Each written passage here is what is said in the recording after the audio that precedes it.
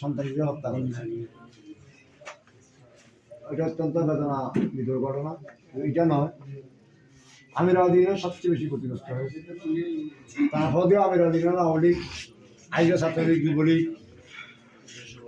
অনেক স্বেচ্ছাসেবক সহ সকল অঙ্গ সহযোগী সংগঠন অনেক শক্তিশালী, এবং এটা শক্তিকে আমরা বিগত 2001 সালের নির্বাচনে প্রমাণ করেছি।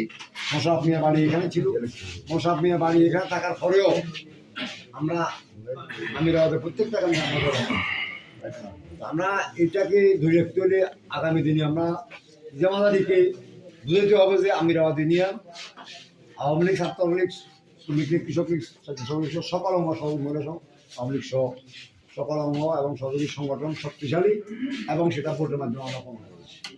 এবং আমরা এটা এই 2025 সালের 7ই জানুয়ারি